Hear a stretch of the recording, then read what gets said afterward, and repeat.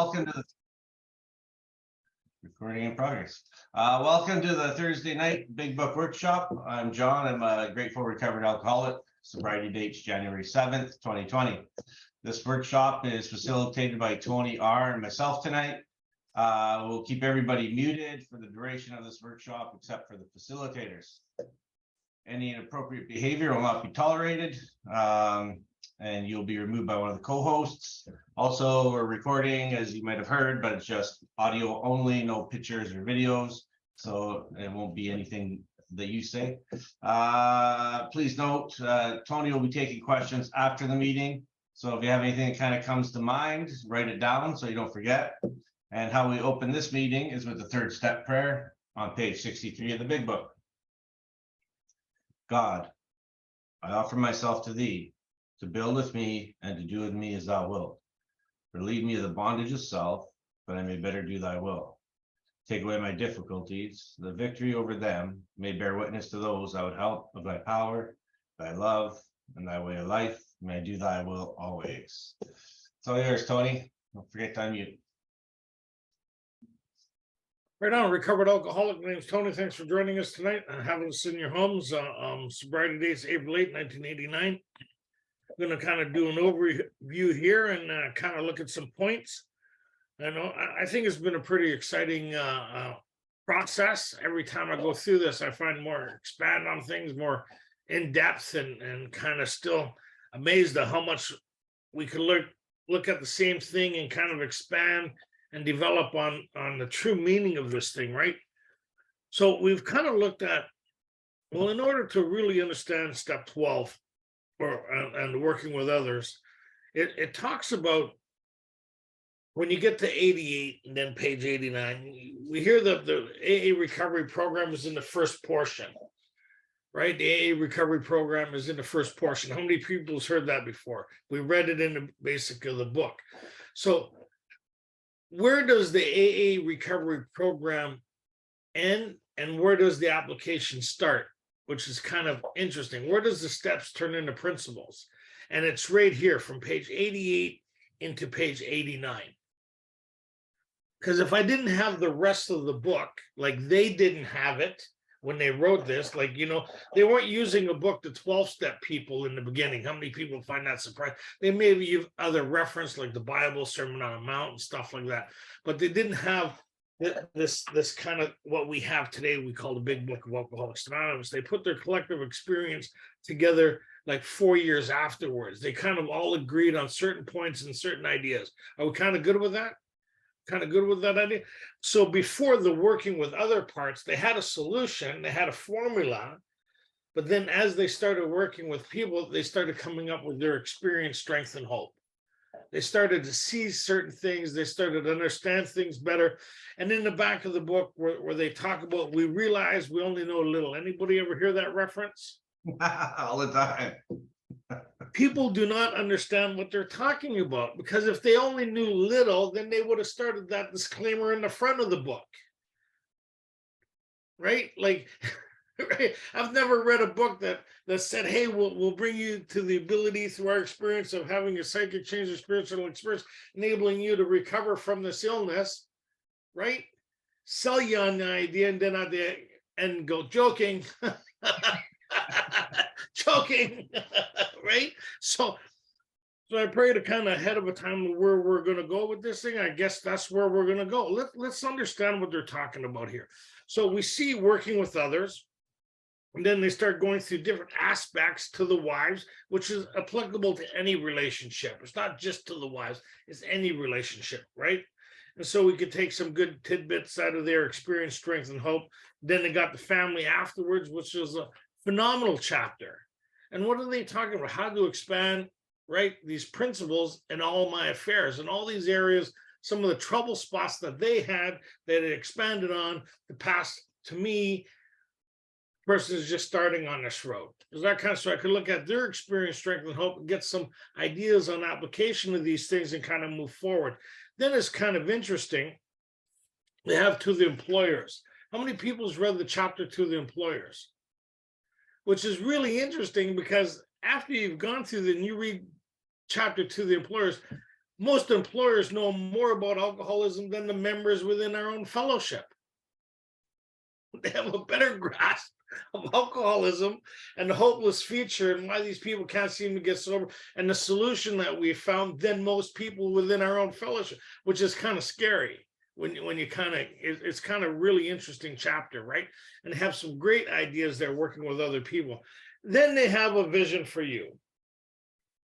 Well, and then they start getting into this thing, which is really cool chapter on the development and the kind of history and where they started and where they're hoping to get to. And it's kind of day where they talk about 12-step work all the way through here. Anybody read a vision for you? It's quite interesting on the development and the expansion of Alcoholics Anonymous to get to where we even are today. So they talk about here, which most people, how many people has gone through this process and feeling good? You're making amends, you're doing 11s, you start feeling pretty good, you're praying, you're in meetings talking about like you know what's going on now. Anybody? You almost impress them, like, you know, right? Anybody been there? You talk like, hey, you know, this guy's got something going on. And then they talk about time to work with others and how many people get a little panicky when they get the thought of working with somebody else and carrying this message.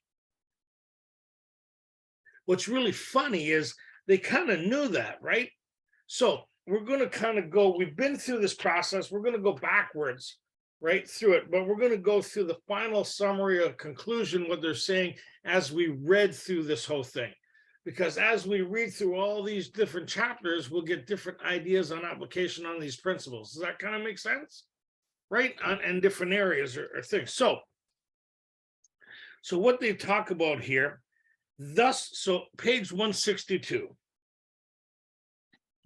Page 162 at the bottom of the page. Very last Okay, section. so we're even going to go here. So we get the theme to what it's talking about, because if you've already been through it, you notice the book don't Shanghai you.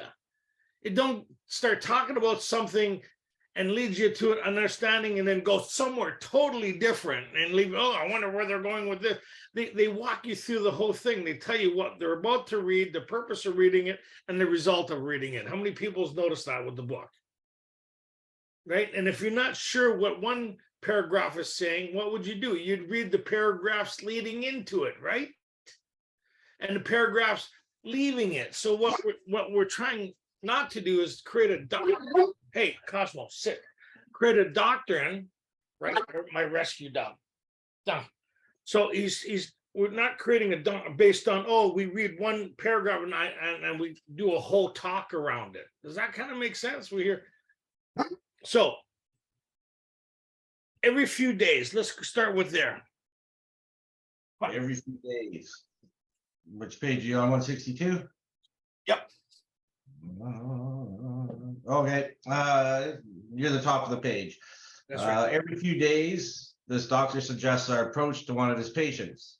Understanding our work, he can do this with an eye to selecting those who are willing and able to recover on a spiritual basis.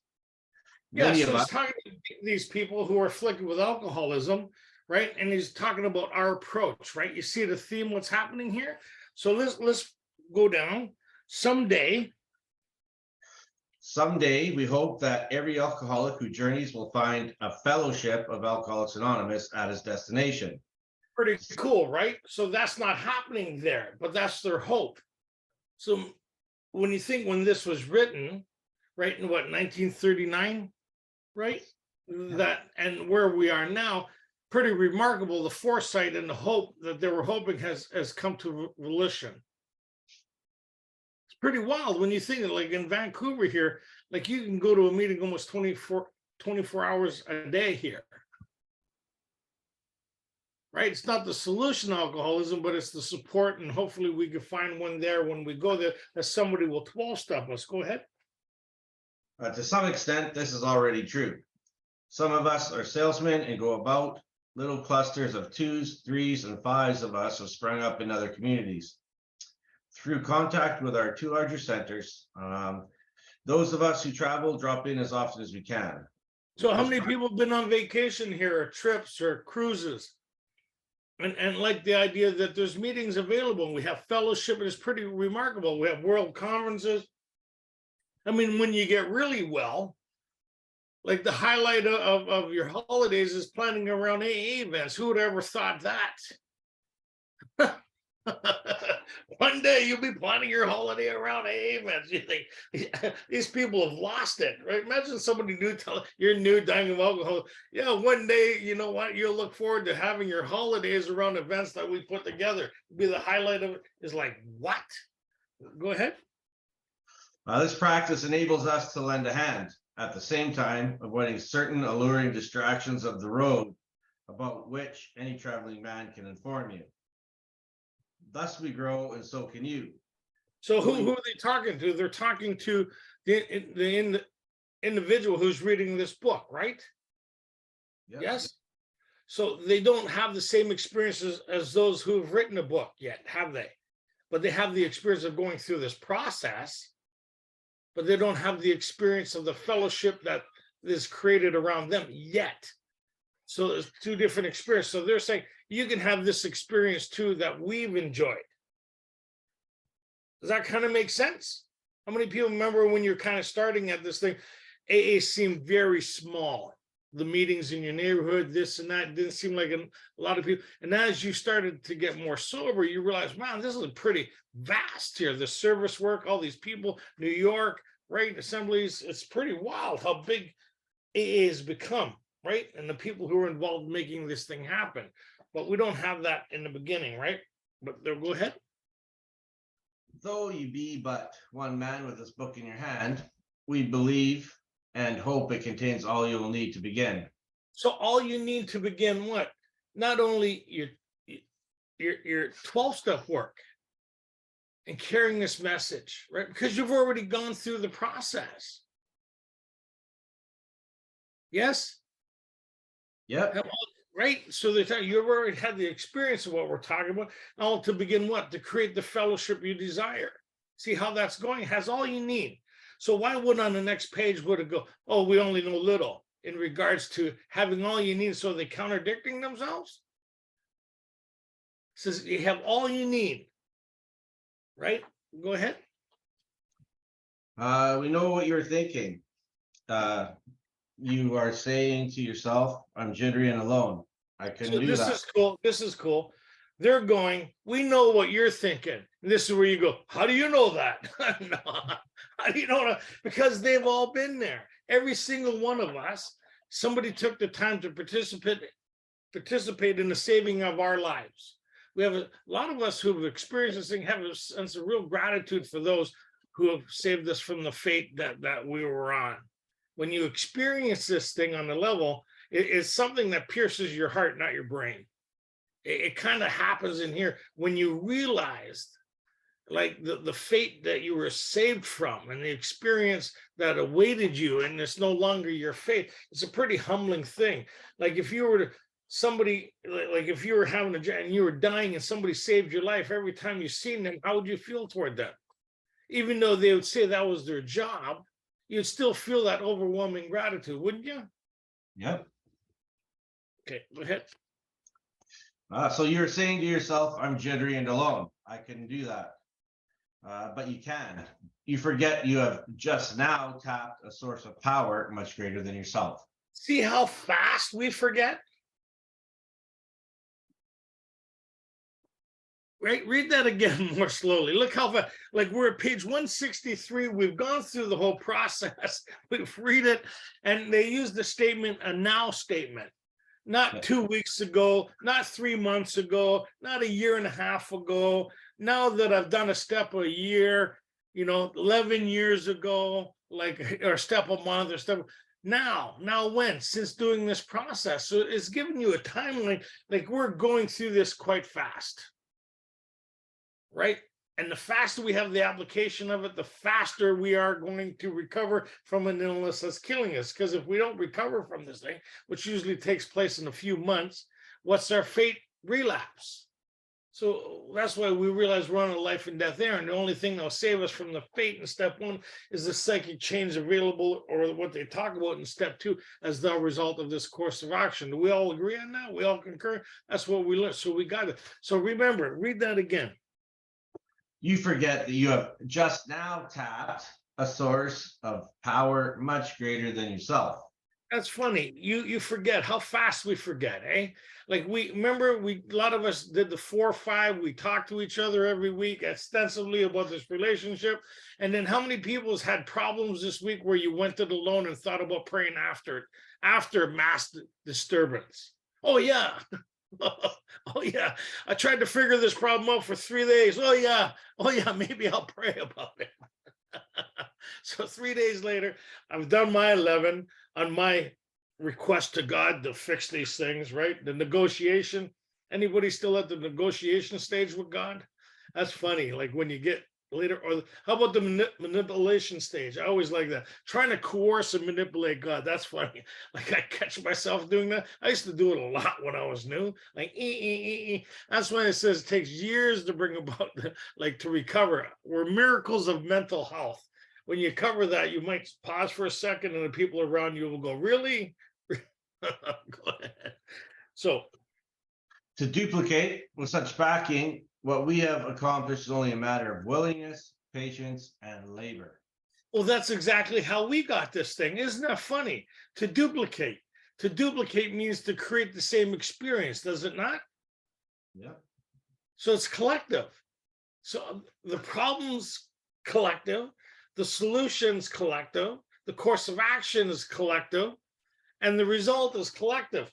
Kind of weird when they talk about this. So it's not my program, my experience, it's our, right?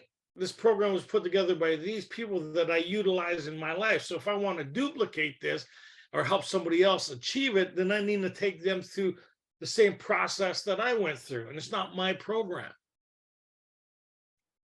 None of this I came up with. I came up with the shit show I brought to the table. I brought the mess. Right? Anybody? Oh yeah. Yeah, my job was ruining my life. Okay, I did that. Okay, good job. Okay, let's move on. We have step 2 here for you. So we know of an AA member who was living in a large community. He lived there but a few weeks when he found that the place probably contained more alcoholics per square mile than any city in the country. This was only a few days ago at this writing in 1939. So we see, what are these? They're talking about 12-step work, haven't they? All the way through here, still about 12-step work? Yep. The person who's about to embark in it, the fear and apprehension, the reminder that went all the way through here. So the reminder all the way through this book, and is so subtle, was the first one was the idea I could get access to this power, right? This relationship if I did this course of action. Step 3 was the idea that I could formulate this relationship, right, through this course of action. And then the idea started happening in step 5. We begin to have a spiritual experience. We tap into this power. We had access a bit, we hope you are convinced now that God couldn't remove whatever self-will has been blocking you off from him in 4. It's the end of 4, the conclusion of 4. 5 was we're trying to get a new relationship with this power or with our creator, yes, to remove the obstacles in this way. And so then, which is really cool, is step 7 talks about the reconfirming of my decision in 3, and it says we've completed. Now you can have all of me, good and bad, right? My job is to what? So it talks about in 76 here, grant me strength as I go from here to do your bidding.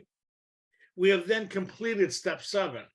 So the only thing I'm carrying forward is the application of these principles, but the stuff I still hang on to in step 6.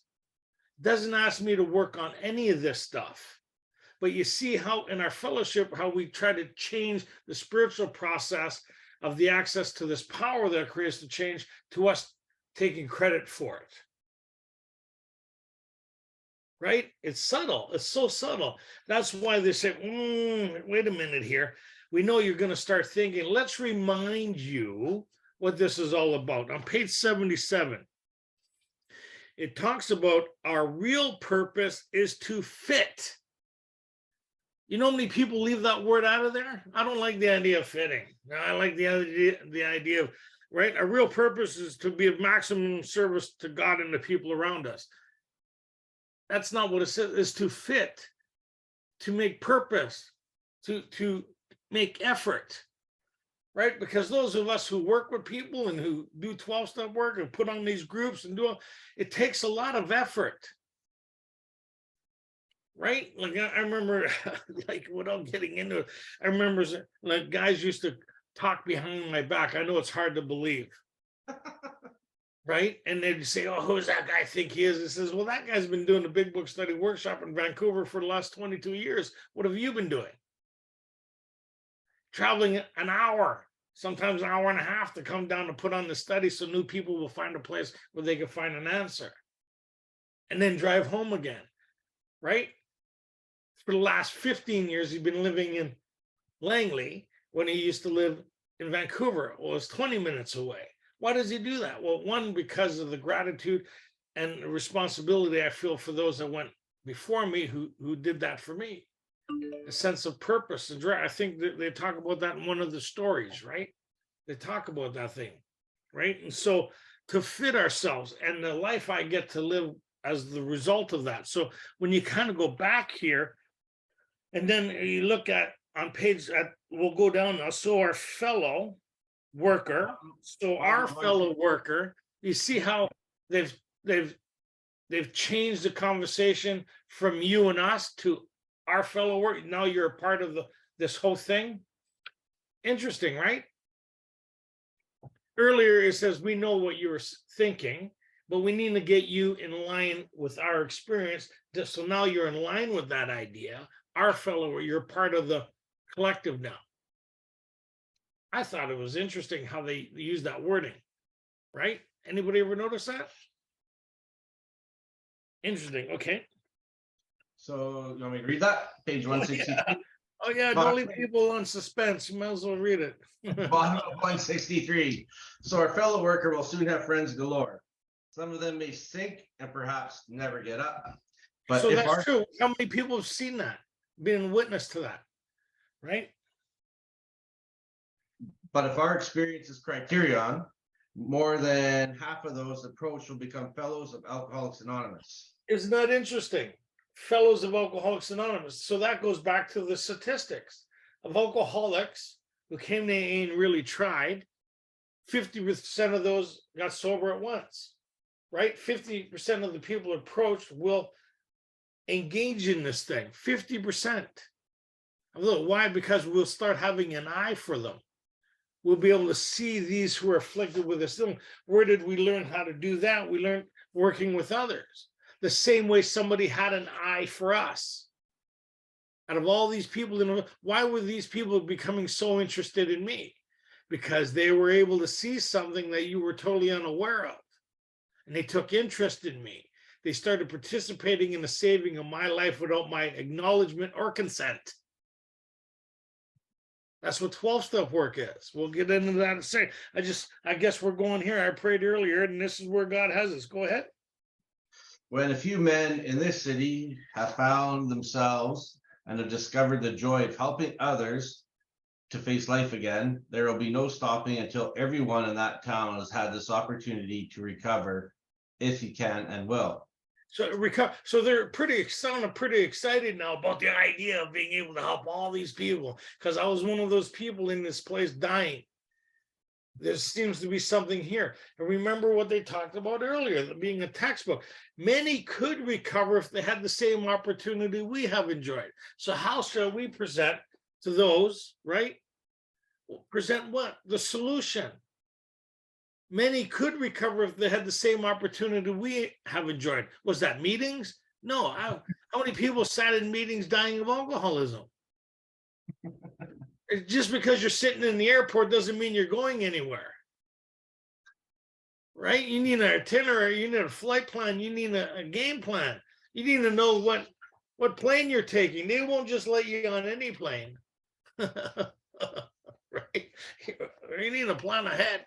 That's kind of like here, right? So it's cool. Still, you may say, now you're back to thinking about you. You stepped outside of our experience. You're back to you again. Okay. But I will not have the benefit of contact with you who write this book. We cannot be sure. God will determine that. So you must remember that your real reliance is always upon him. holy shit, why didn't they say your real reliance is on step 10, 9, 11, 12 to do 10, 11, and 12 every day? Because that's the idea of mechanics. Once you go through, it's not about the steps anymore. They don't mention this, that it's about my relationship.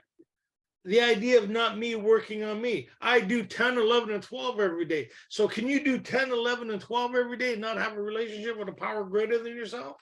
Yep. Yeah.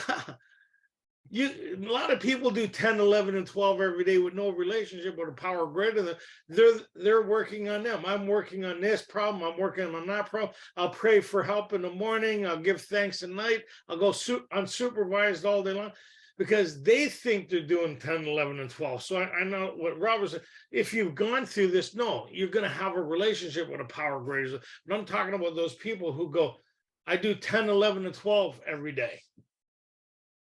Right? And then when they talk about what they do every day, they don't talk about their relationship with a power greater than themselves or seeking counsel them, right? How many times in 2 pages have they reminded us and talked about where our reliance and our counsel lies? Interesting. The focus always goes back to that relationship. Why? Because in 11, we're looking for that intuitive thought, this thing, right? And the process, when they talked about this, they talked about the first indication what God's will for me is to play the role he assigns. Where? He talked about that in the 4th step. Interesting, right? And then it talked about fitting ourselves, right? And then when it got into the instruction of the daily disciplines, what they talk about in step 11, right? That is the only 24-hour clock in the book, right? Because if you notice, if it was about doing 10, 11, and 12 don't you think they would have said that by now? Yeah.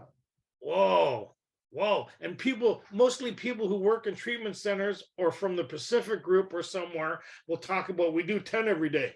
It doesn't say that in 10, does it? They say the 12 and 12, but we don't. 12 and 12 is not for alcoholics. I'm sorry, I've never said that out loud. It's for people who want to sit around and talk about Bill's experience and the other guy who wrote it, right? But we know that alcoholics don't get sober by reading Bill's experience, do they? No. So you won't find people who get sober by the 12 and 12 in big book studies. Why? Because they don't need to do this. How many people came into the big book studies because the other methods weren't working?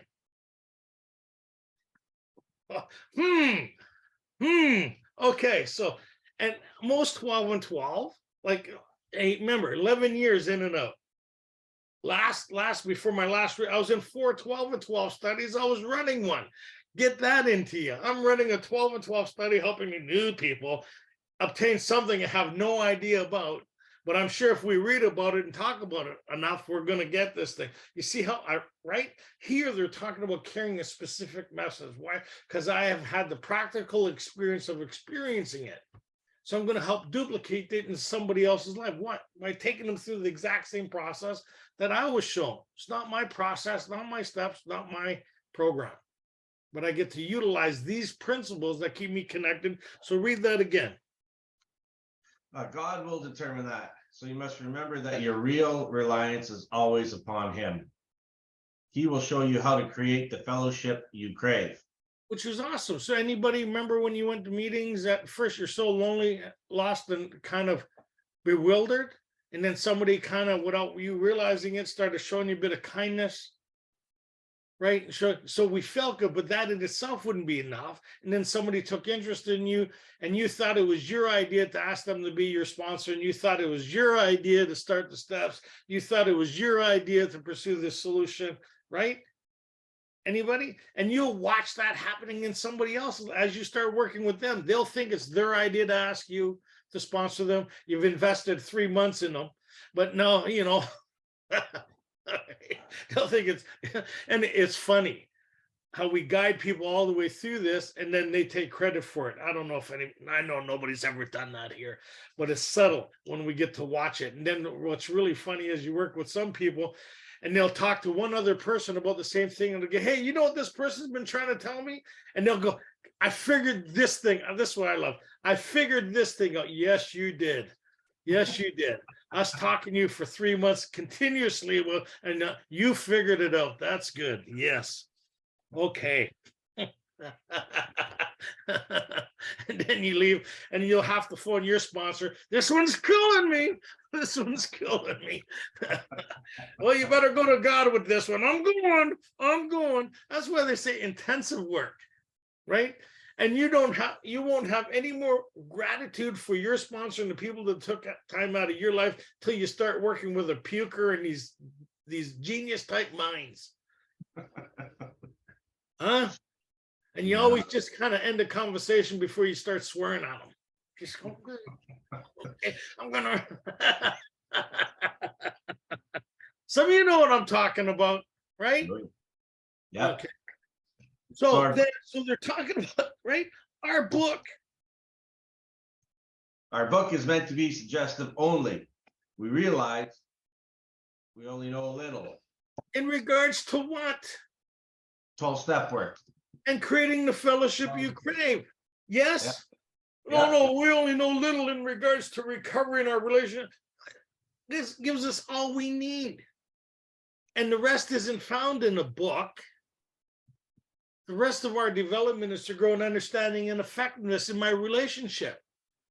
All the rest of the stuff I'll read is people's principles and ideas are based on their experience, how to enhance the seeking of this thing within inside of me to what? To be better equipped with the understanding and effectiveness of this relationship. Our next function is to grow an understanding and effectiveness of what? Of my relationship with a power greater than myself, where I'll seek counsel with something other than myself. Isn't that interesting? You want to know how spiritually developed you are? How many times today did you stop and seek counsel with something greater than you, or did you stop and found yourself thinking based on your counsel with you? Well, let's move on before people start leaving the page. Right? How many times? Okay, how many people have something they've thought about continuously? Something they're working on, something I got to figure out, something I got to do, something. But that's not really trying to figure out a problem. That's me in counsel with myself, becoming aware of the things I need to work on. Just to help you rationalize that. But how many times did I stop and seek counsel with any disturbance or anything that had me thinking more than I should? When should a person seek counsel? Any thought that's reoccurring. What?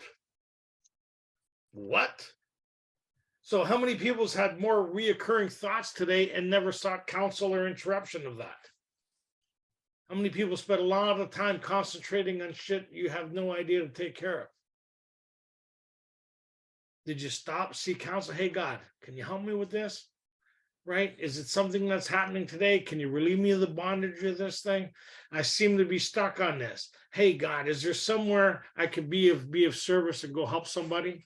I don't want to, but I need to fit myself to do it. If I'm going to get relief from this thing that's killing me, I need to get up off the couch, but I want to sit here with my tub of ice cream and get in a horizontal position, watch a show, work on this depression and these things I got to work on, not answer my phone or call anybody. I like that feeling. Well, then enjoy it.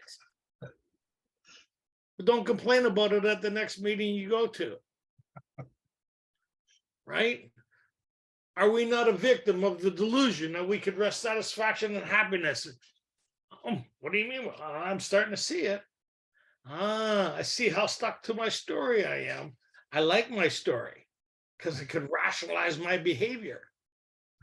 Oh, yeah. I like the, well, that's spiritual progress. Before I would have punched you in the head. Were you still acting like an asshole? Well, then, and you were aware of it and you did it anyways? That's not progress. That's rationalization and justification. Well, that's not what this session's about. I digress there. Okay. God said, oh, reel it in, Tony, reel it in. And I said, okay. As I seen people leaving, who's that guy think he is? Okay, so our book is meant to be suggestive only in regards to 12-step work. Again, watch, they say this again and within a few I wonder if this is important. Should I highlight this? Should be a thought for consideration. See what follows here. So we will realize we only know little. God will constantly disclose more to you and to us. Ask him in your morning meditation what you can do each day for the man who is still sick. So what am I asking for in my morning meditation? I'm asking for direction on my step 9s, if they're still available, any emotional challenge or mishap that has me connected to the past that I need to find freedom of. How me be effective in today? How could I be of service today? How could I be present when today? So it's funny, on each side of step 11, the only step that the whole book talks about, makes reference back to, is guess what step? 12. 11. Remember, here in my morning meditation, I'm finishing a vision for you. How many times did it talk about my relationship with a power greater than myself? Within 2 pages. I wonder if it's important, right? But does anybody talk about that in the 2 pages? No, we only know a little. What? Have you read the rest of the book?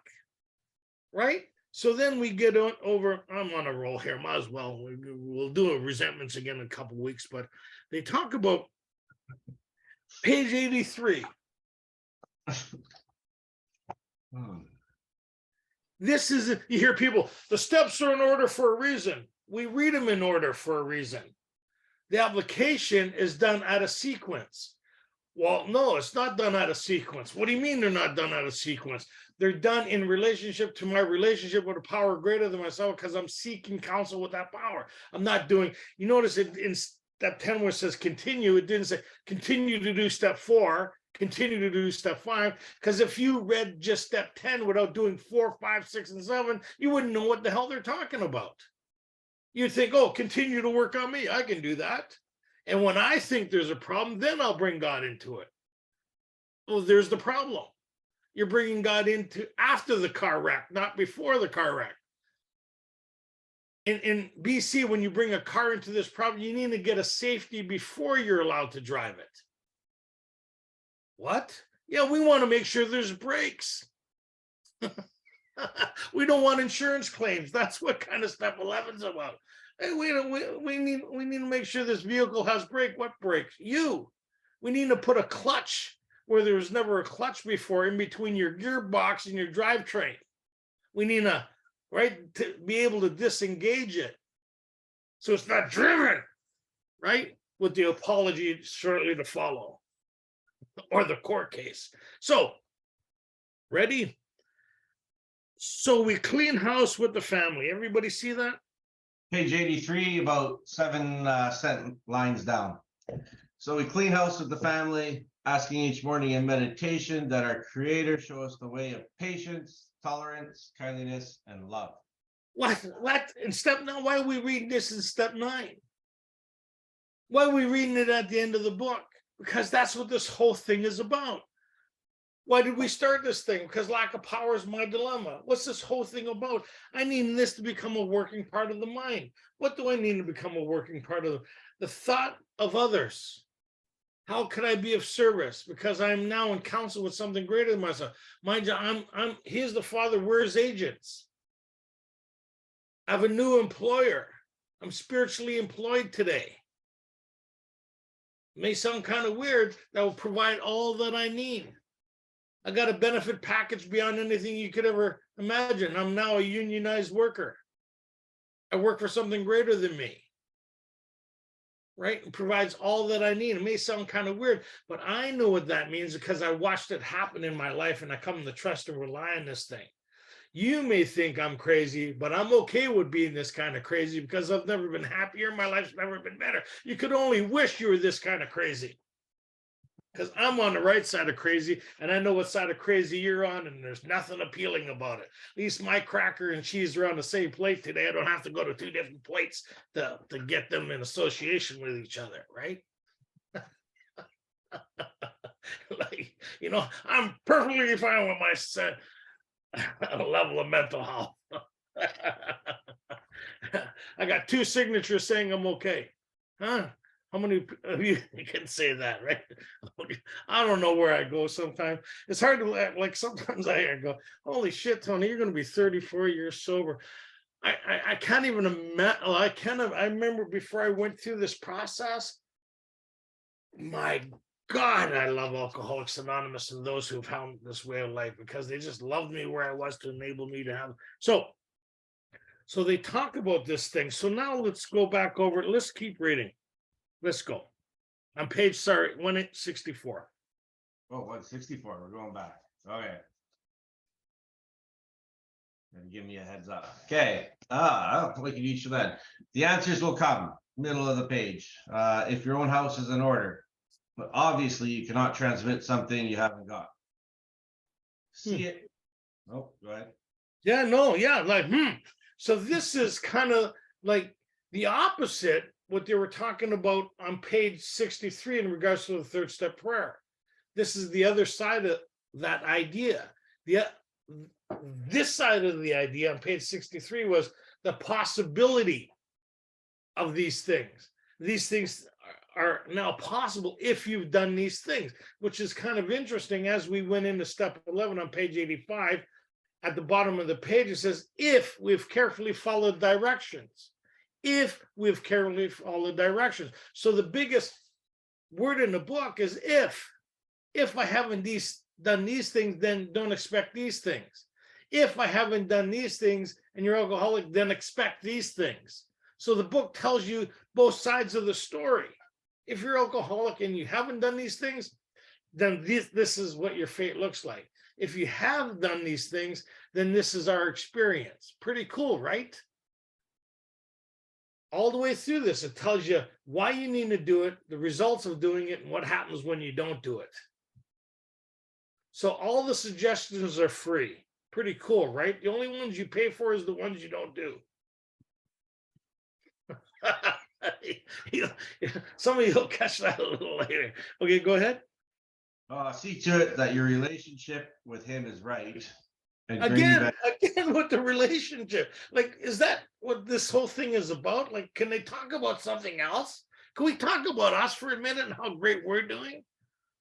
And how pleased everybody is with us and how impressed we are with us. And I can't wait till the next meeting to talk about what a shining light I am within my own life and some of the people's lives around me.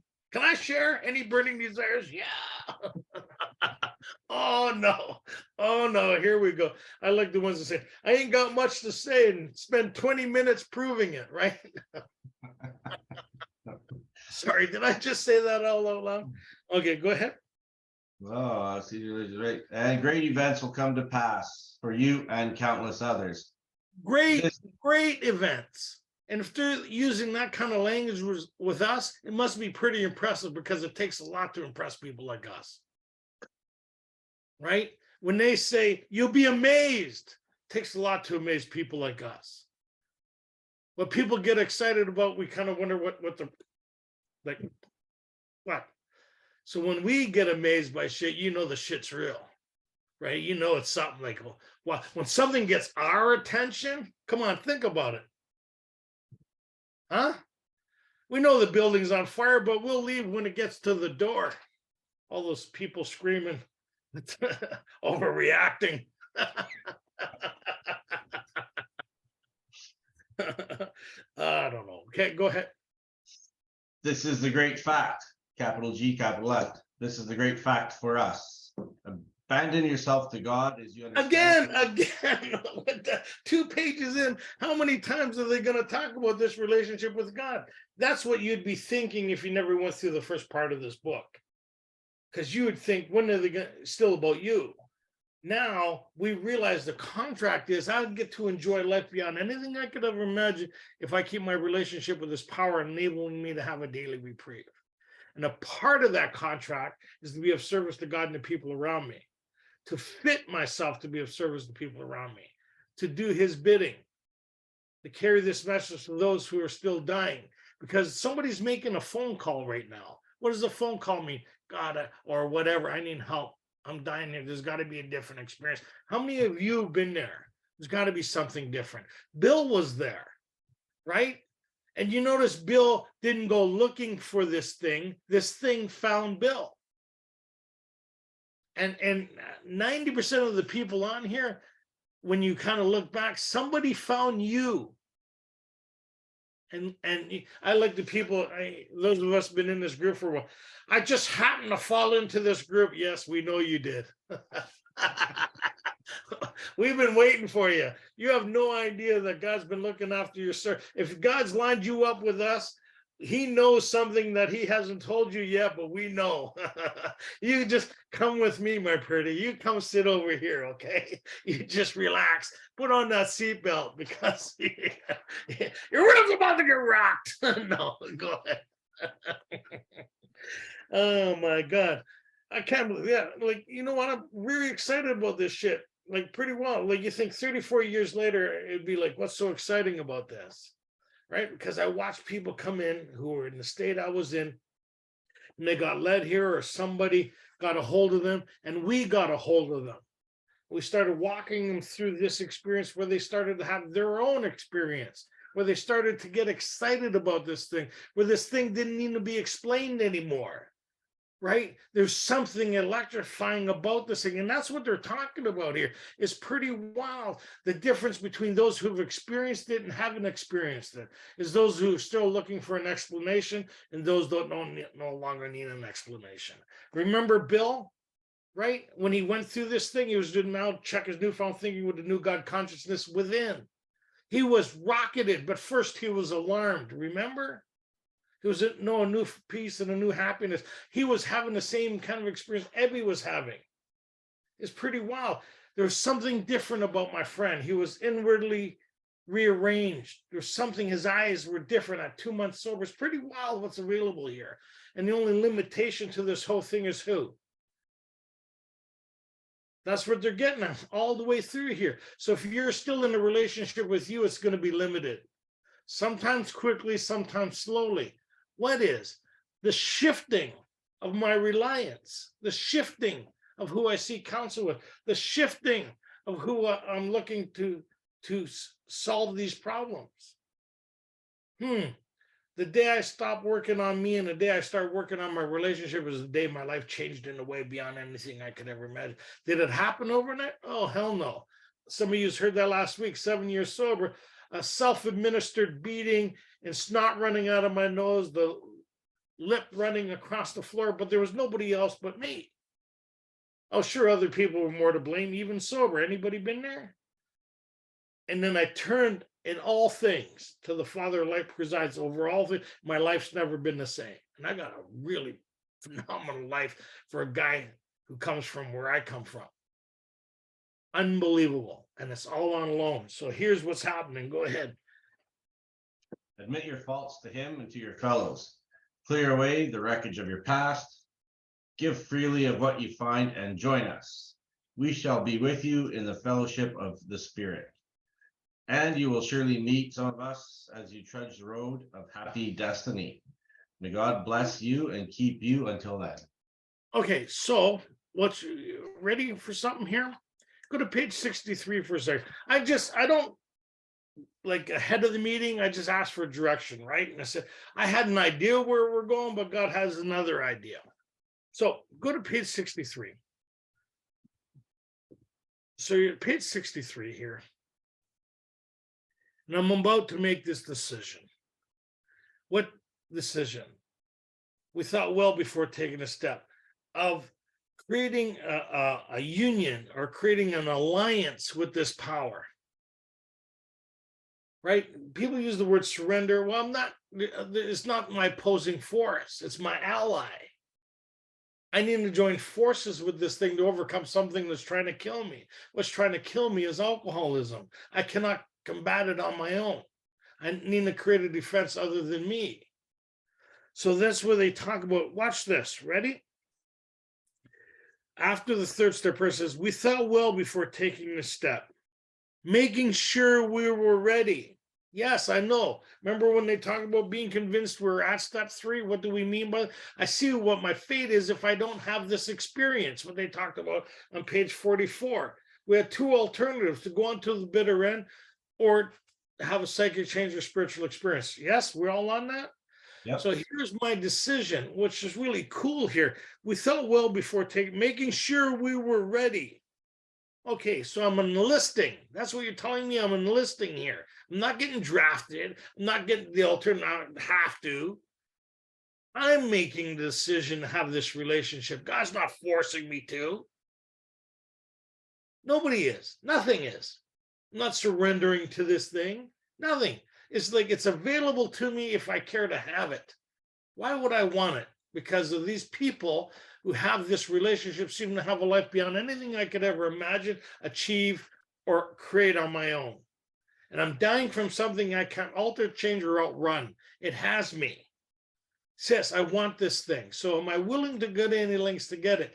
Yes. Where and how do I get it? That's what this book is about. Right? You see what we're getting? We all got this. So I'm here. So that we could at last abandon. See how they start this thing with the word abandon? That's the start. Could we abandon? How do I know that abandon ourselves utterly to him? I need to start the 4. If I don't start the 4 and a resistance is happening, then what I'm reneging on my decision. Yes? Yep. Because it asks me to trust and rely on this power that I'm going to seek to have this experience. So if any resistance is created out of self-will, is it not? Yep. So any problems I'm having is still being created by me. I'm still trying to talk myself of the very thing that I need to obtain. That's why when they finish the 4, it says, we hope you are convinced now. Because we know you weren't really convinced before. It wasn't all an idea. That's why they talk about here, that they talked about here, and I'll go back over there on page 6. The first requirement is that we be convinced that any life run on self-will. I intellectually understand what I'm reading, but for me to get convinced, I need to do what they did and to do the 4th step. I see it now. It's like, holy shit. No wonder I see what my life looks like unsupervised. Anybody? This is what my life looks like unsupervised. So how many people would like to go continuously unsupervised from here on out? No. I need constant supervision. Huh? Because my mind's in the state of, watch this. Right? Not hold my beer, but watch, same thing, watch this. Oh no. Anybody? What the hell was I thinking? I like this. That guy goes emotional damage, and the other thing is, I love these guys. And the other, excuse me, it describes us so well that most of my life unsupervised is you fucked up. The rice is too wet. You ever watch that guy? It's funny as hell, right? Anyways, that's the theme of my life. Watch this. Oh no, I'm sorry. Okay, so go back. Abandon yourself to God. Where are we now? 164. Oh, sure. I was on 60 and then 63. Give me a second. Okay. Abandon yourself to God as you understand God. Admit your faults to him and to your fellows. Clear away the wreckage of your past.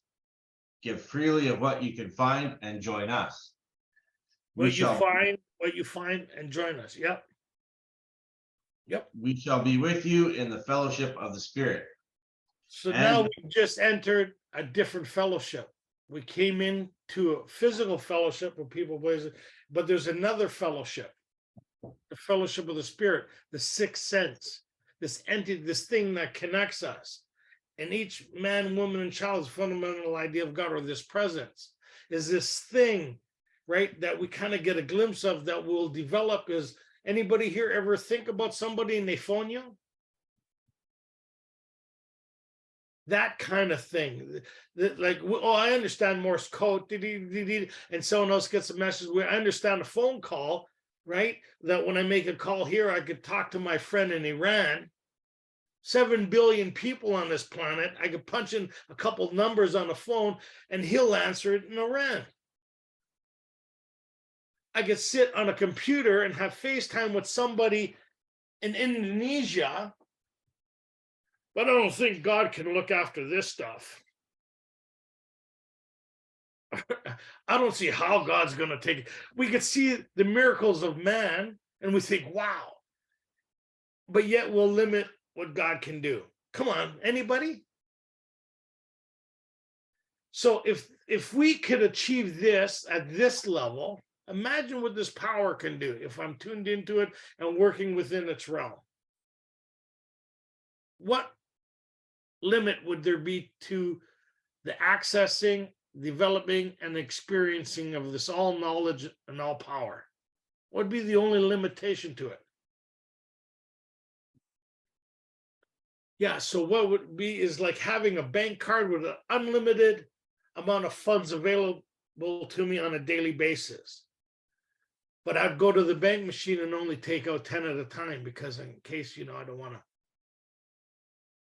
Well, you could take out 100. I don't know if I should take out, holy shit, I took out 100. Oh, better not take out anymore. But you don't get a receipt to how much balance is left because it's endless. There is no end amount. It's endless. What do you need? What do you need? Supply all that you need. No. Yes. All that I need. How? Come walk with us. Start doing this. Do the things that don't make sense. What's that? Go work with somebody. How's that going to help? Well, how did it help you? Would you be where you were if somebody didn't take the time? Would you be where you were if somebody didn't show up at that meeting half an hour before you did, when you showed up with your ass in your hand, wondering what the hell am I going to do with my life? If somebody didn't show up, put on the coffee, someone didn't show up, put on the chair, somebody didn't show up and buy you a big book. Anybody? Oh, forget about these. So set up the chairs, show up half an hour late, not 5 minutes before the meeting. How can I be of service? Something says to do something. When should I question it? If it's not causing me or anybody else harm or interfering with one of my responsibilities, I should be doing it. Right? I'll find out when I get there. Right? Like Abby found out when he went and seen Bill. Right? Think about this. Bill's about to drink again. He don't know it. And he's in a trance looking inside this room. Anybody? He's in a trance. Most of us end up drinking. We find ourselves in that moment and there's no defense against the next drink. Something came over him. Think about it. When they talk about that on page 43, right? That we're at where they talk about at each time our only defense must come from a power greater than ourselves, right? Once more, the alcoholic at certain times has no effective mental defense against that first drink. And except the rare cases, neither he or any other human being can provide such a defense. His defense must come from a higher power. So Bill's standing there, he hears the trickling, and he's singing, just go in for a ginger ale. Something is possessing him again. And then something comes over him where he looks at the phone and he drops an Indian nickel in that phone, and he goes down the directory and he happens to get a hold of somebody that knew Dr. Bob. Think about that. The right elements at the right time had him moving in a new direction. I wonder what one man without this book, just with this message, and here we are now in 2023. How many lives do you think that one phone call impacted? How many lives do you think that one moment with another human being sharing your experience, strength, and hope along these lines might have on them? You'll never know. But I know one thing, if they never have the opportunity, they will never know. So it's pretty wild that, that what's available here. So the working with others gives us the guidelines how to, in meetings, find these people who are dying of alcoholism. It teaches us how to start talking with them and disturbing them, right? I'm very good at what I do. I disturb people on a constant basis. If you're in a meeting and a newcomer's feeling the same way going into that meeting as he does leaving, you didn't do your job when you share it. There's two things you should do when you share. One is disturb them about their understanding about their situation. And the two is they'll know that you could offer them a solution of hope. And the third time you see them, they should be nervous seeing you, and they should be able to recognize you before they do anybody else in the room. There's that person. There's that everybody has that one person in the meeting, right? Remember that person? Oh, here comes that person, right? And who's the first person you're calling? That person, right? So my sponsor used to say, Tony, quit asking people how they're doing. They're calling you. Right? Nobody just calls you, Tony. They're calling you. There's a reason for it, right? So I don't know. Here we are. I guess that was it. We're going to start over again Tuesday. May God keep you till then. God bless you, and try to be of service. Treat yourself to be of service. Start doing that stuff that doesn't make sense in your morning meditation. If it says show up there, show up there. Because somebody made a phone call, God took the call and he passed the call to you. What are you going to do with that call today? Right? What are you going to do to make a difference in somebody's life as it was done in your life? Right? Anyways, I was off.